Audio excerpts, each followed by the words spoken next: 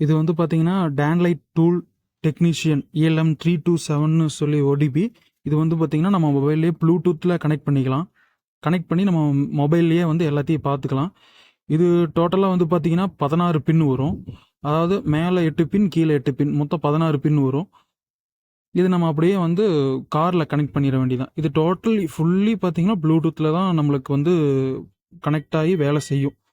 அதை நம்ம எப்படிங்கிறத இப்போ பார்க்கலாம் காய்ஸ். தான் என் வண்டி ஸ்விஃப்ட் டிசைரு. இந்த வண்டியில் தான் இப்போ வந்து இந்த ஓபிடி ஸ்கேனரை வந்து ஃபிக்ஸ் பண்ணி நம்ம எப்படி வேலை செய்யுதுங்கிறத பார்க்க போகிறோம். வந்து ஃபிக்ஸ் பண்ணுற போர்ட் எங்கே இருக்குன்னு பார்த்துக்கலாம். இப்போ இது வந்து பார்த்தீங்கன்னா ஸ்விஃப்ட் டிசைர் இந்த மாதிரி வண்டியிலலாம் பார்த்தீங்கன்னா எங்கே இருக்குன்னு பார்த்தீங்கன்னா கரெக்டாக ஸ்டேரிங் கீழே பார்த்தீங்கன்னா உங்களுக்கு அப்படியே கிளச் இருக்கும். கிளச் பெடலுக்கு அப்படியே மேலே இங்கே உங்களுக்கு பின் தெரியுதுன்னு நினைக்கிறேன். கரெக்டாக இந்த பின் இந்த இடத்துல தான் வந்து நம்ம அந்த ஓபிடி ஃபிக்ஸ் பண்ணணும்.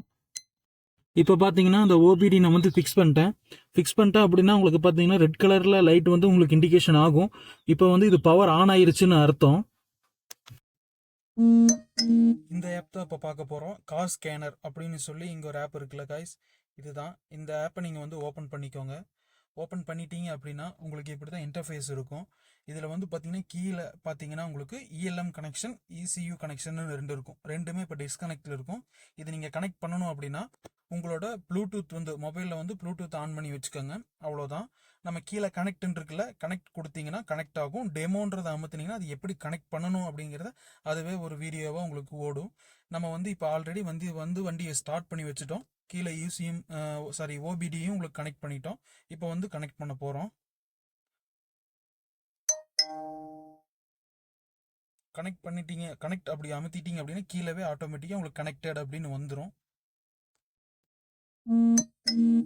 இப்போ நம்ம எல்லாம் கனெக்ட் பண்ணி முடிச்சதுக்கப்புறம் பார்த்தீங்கன்னா உங்களுக்கு வந்து dashboard, live data, all sensors, diagnostic trouble code அப்படின்னு சொல்லி நிறையா ஃபியூச்சர்ஸ் உங்களுக்கு இதில் காட்டும். இதில் வந்து நம்ம இப்போ எக்ஸாம்பிள் டேஷ்போர்டுக்குள்ளே போனோம் அப்படின்னா டேஷ்போர்டுக்குள்ளே போனீங்கன்னா உங்களுக்கு வந்து engine RPM, fuel used, distance to travel, speed எவ்வளோ போகுது அப்படின்ற எல்லா டீட்டெயில்ஸுமே பார்த்துக்கலாம். இப்போ வந்து வண்டி வந்து ஐடியல் பொசிஷனில் ஸ்டாப் ஆகி நிற்கிது. அதனால எல்லாமே ஜீரோவில் இருக்குது.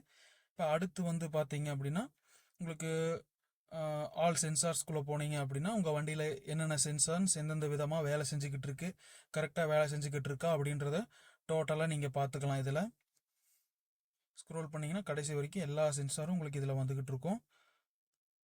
அடுத்து பார்த்தீங்கன்னா டயக்னாஸ்டிக் ட்ரபிள் கோட், இதுதான். இதில் நீங்கள் பார்த்துக்கிட்டீங்க அப்படின்னா இதை வந்து நீங்கள் ஆல் செலக்ட் கொடுத்துட்டு எல்லாத்தையுமே ரீட் கொடுத்தீங்க அப்படின்னா உங்களுக்கு வந்து எல்லாமே ரீட் ஆகி இங்கே வந்து பார்த்தீங்கன்னா ரீட் ஆகிக்கிட்டு இருக்கு. வெயிட் பண்ணுவோம். இப்போ எல்லாமே ரீட் ஆகி பார்த்தீங்கன்னா நோ டிடிசி ஃபவுண்டுன்னு வந்துருச்சு. அப்படின்னா வண்டியில் வந்து எந்த ஒரு ஃபால்ட்டும் இல்லை அப்படின்னு சொல்லி வந்திருக்கு. நம்ம கிளியர் கொடுத்து வெளியே வந்துடலாம். இன்கேஸ் இதில் ஏதோ ஒரு ஃபால்ட் இருக்குது அப்படின்னா உங்களுக்கு அது வரும். நான் இப்போ இதில் ஃபால்ட் வந்துச்சுன்னா எப்படி காட்டும் அப்படிங்கிறதையும் நான் உங்களுக்கு இப்போ காட்டுறேன். ஓகே காய்ஸ், இப்போ வந்து பார்த்தீங்கன்னா நம்ம உங்களுக்கு ஒரு சின்ன எக்ஸாம்பிள் காட்டுறேன். இது வந்து பார்த்தீங்கன்னா இது தெரியுதா, இது வந்து ஒரு சென்சார். இது வந்து பார்த்தீங்கன்னா ஏர் இன்டேக் டெம்பரேச்சர் சென்சார்னு சொல்லி சொல்லுவாங்க.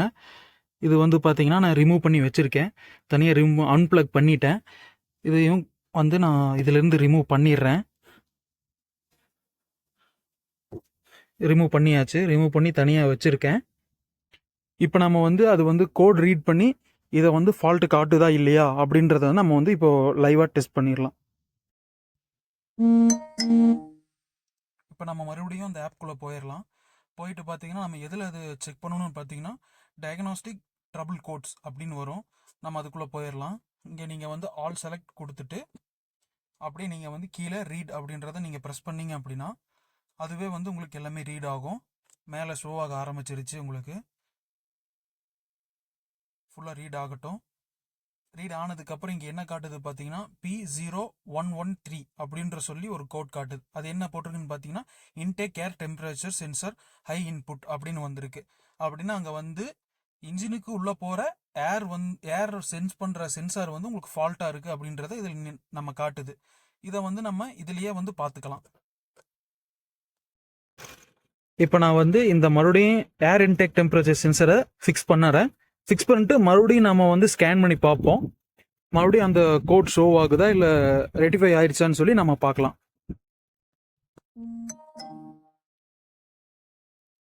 இப்போ நம்ம அந்த ஆப்குள்ளே போகலாம்.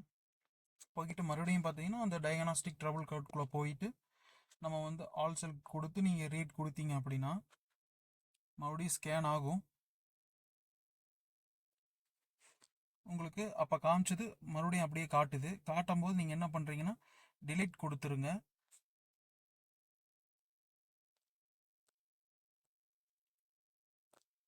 டிலீட் கொடுத்துட்டு கிளியர் கொடுத்துட்டு கேன்சல் கொடுத்து பேக் வந்துருங்க.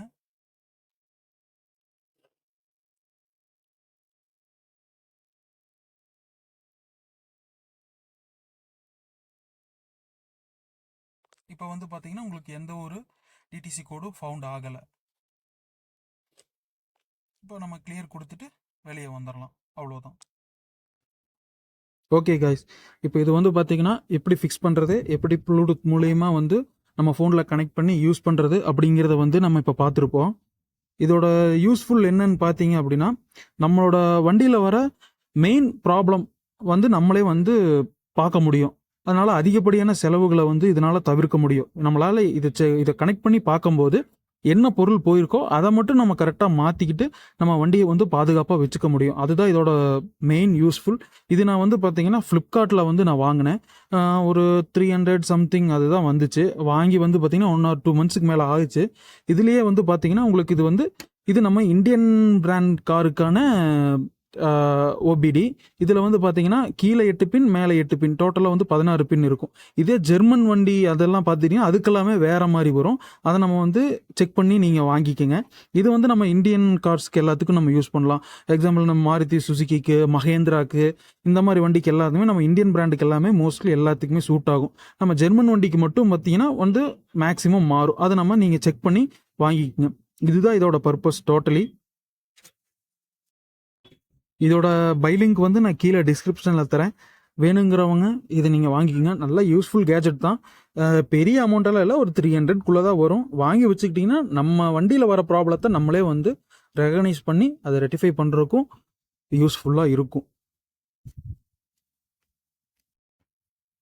ஓகே காய்ஸ், இப்போ எல்லாமே உங்களுக்கு வந்து இது புரிஞ்சிருக்கும். இதை வந்து எப்படி யூஸ் பண்ணுறது, எங்கே வாங்குறது, எந்த மாதிரி வண்டிங்களுக்கெல்லாம் சூட் ஆகும், என்ன மாதிரி இது வந்து ஒர்க் பண்ணும் அப்படிங்கிறது எல்லாமே தெரிஞ்சிருக்கும். இதை பற்றி மேலும் ஏதோ டவுட் இருந்துச்சு அப்படின்னா கீழே கமெண்ட்ஸில் சொல்லுங்கள். நான் வந்து உங்களுக்கு அதில் ரிப்ளை பண்ணுறேன். ஓகே காய்ஸ், நெக்ஸ்ட் வீடியோவில் பார்க்கலாம். பாய்.